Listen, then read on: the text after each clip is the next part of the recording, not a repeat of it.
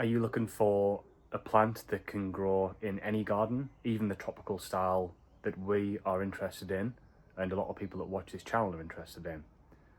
There's different leaf shapes, different colours that change throughout the seasons, and they do provide something extra, I think, to many gardens, and I'd really recommend them, and that is Japanese maples, or aces as some people call them.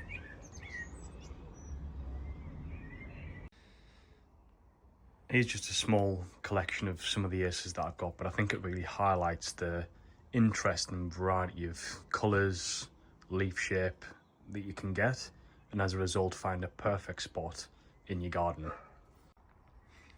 Now, some of these colours will change depending upon the light levels that you give them. So for example here, this white one here called Yukigomo is a really interesting variety. You can get another one called Olivia, which I have also. Now they can grow relatively big, all of these can. And if you do keep them in a pot, I'm sure many people have seen bonsai, you can keep these plants a little bit smaller, and you can get dwarf varieties as well. But this is an example of how you can attempt to try and change some of the colour and how it varies from spring, summer through to autumn. But with Yukigomo, if you keep it in the shade, you will notice that a lot of these leaves do turn really white, and you can get them pure white as well. This is a slightly different variety, so you can see the difference in leaf shape. Much wider, bigger, and doesn't have as deeper kind of interleaf space, nor as cut leaves. And this is a Shiroswarum, if I've pronounced that correctly, autumn moon. And with a little bit more sun, they will turn that kind of ambery red type of colour. If you keep them in the shade a little bit more, they will remain a little bit more green. Down to the right here, we've got a one called Baby Ghost. Now some of these are quite easy to pick up, some of them aren't. This kind of ghost variety is one that can be a little bit more tricky, but has really interesting coloration to some of the leaves. You can see that kind of really vein colour and that variegation. It's kind of like baby pink going into a deeper, slightly deeper red towards the end of some of those leaves, and interspersed with some green as well. Over here, another completely different leaf shape to some of the others as well, and this is called Peaches and Cream. So nice green vein running through the leaf and quite a yellowy white texture going into pink on the end. And then to the left we've got Purple Ghost, another slightly tricky one to find here in the UK, but great coloration. And these all change, so in spring it might come through as a damper or a cooler coloration, but then if you put it in medium sun, it gets that really dark kind of blood red coloration to the center of the leaf as well. So just a few trees here kind of give you some examples about some of the different leaf shapes, different colors that you can get. Something of note here as well, I've got Benimaico, and a lot of people, this is a little bit more of an accessible acer, as kind of many of them are, but this is a really good acer for kind of that sunnier spot if you're wanting that red coloration. What you can kind of note is that if I look down here to this one, a lot of acers are actually grafted trees, so they sit on what I believe is an Acer palmatum main root structure, and these interesting varieties are grafted onto the top, which you can probably see here, just because that has a stronger root system than some of these varieties here, and they might not be able to sustain themselves if they were to be grown on their own root structure. Here's another really good example of a very different kind of leaf structure as well, very thin leaf pattern to this, and this is Acer palmatum D nigrum. Again, another kind of grafted tree, but when that new leaf emerges at the start of spring, it's got a really silvery sheen to it. And then to the right we've got one called Beni Zuru. Slightly smaller tree at the moment, but Again, really interesting leaf colour to it, with that green vein running through the centre into kind of a orangey pink patterning. And you can see up here some of that new growth is a really bright pinky red, so it gives you some really good colour through spring and through summer. And if I take a little look up here, this is Acer Osazuki, so this one is actually grown in the ground. This was dug out from someone's garden and comes out really green at the start of the year, but in autumn it turns to a really interesting red and purpley type colour. So you do get that interest all throughout the year as well. And I think this gives quite a good example of how these acers can fit into any type of garden.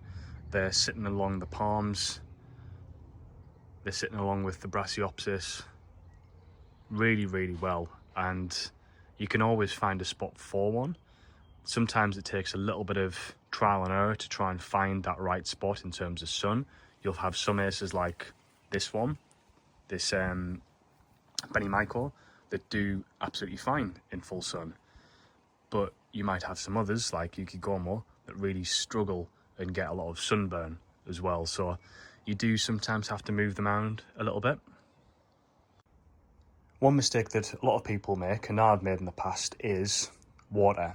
Now, these acers often can struggle with root rot, and that is so variable depending upon the position that the plant is in, the size of the pot and its root system. A lot of these plants down here have been potted up, and you can see they're still in very small pots, and I've had some of these for 2 or 3 years. So I'd recommend that wait until this plant has developed a root system that goes all through the pot. You should be able to pick it up, be able to move it around, and know that it's got a full root system in there before you decide to actually pot it up. A lot of the mistakes that some people can make, and I've made in the past, is taking a plant like this, Olson's Frosted Strawberry, which is quite an interesting variety, and putting it into a much bigger pot like this. And all that compost is just going to sit there, stay wet when you water it, and ultimately potentially rot that root system. So keeping them in smaller pots, watering them less frequently, letting them dry out before you water them is a good way of trying to promote a really good and healthy root system. Now, it's not an exact science, but this is something I have purchased previously. These moisture meters are a really good tool for understanding when to try and water your acers. So if we try it in this peaches and cream, I'm looking for it to be on that drier side before I begin to water.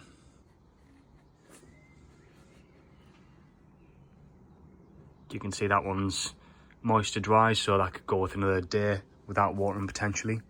Let's see this purple ghost. Good, that's on the drier side. And you can see here I've got this bigger Yukigomo, if I take a little step back, sat in pretty much full shade. This was watered over a week ago, and it's only just getting to that kind of drier level of soil. So it's at kind of this point that I'd think about watering that. Whereas some of those other plants that I showed you, they were watered 2 or 3 days ago, and they're at about the same point. Wind will also play a factor. So these plants here, they get more sun, much more wind, and sometimes when it is slightly windy, you will find that you can get leaf burn or wind scorch, and in those situations that might be where you want to water the plant again. But having something like this moisture meter gives you a good opportunity, and it's not 100% all the time, but sometimes, I know in the past I've noticed the soil or the top surface of the soil looks dry, but actually the roots are still wet, they've got moisture in there, it's not promoting as much root growth. Now here's a really nice one. It's a Amagi Shiguari, I believe, or Shigure, I think it could be pronounced. kind of similar coloration to that purple gorse depending upon sun levels, but I'm going to show you some of the root structure on this particular plant and whether or not I'd consider repotting it. So you can see there that the tree comes out just by holding the main trunk. It's really sturdy. It's got a pretty well developed root system, but even with this plant, because like I said before, acers don't like being really wet and damp. I'm actually going to leave that in this pot pretty much for another year and let that root system develop further, and that will help reduce the risk of it rotting if I end up overwatering it. Here's a good tip as well. If you end up, you can see here when I'm moving the main trunk of the plant, I don't know if you can see that, but there's only part of the soil at the top that is actually moving with it. This part on the right hand side probably suggests that that isn't actually fully rooted out yet in that pot. So again, I'm just going to leave that for another year, check its moisture relatively frequently, check the leaves to make sure they look in good condition, and go from there really. The other interesting thing with Japanese maples is not only the colour and leaf structure, but also their growing habit. And you can see that with this plant here. It's a higher graft, as you can potentially see, but this is Pendulum Julium, and that has a much more weeping habit compared to something like the Benimaico and these different varieties here. So you have got a lot of different options in terms of the tree structure as well, which is really useful.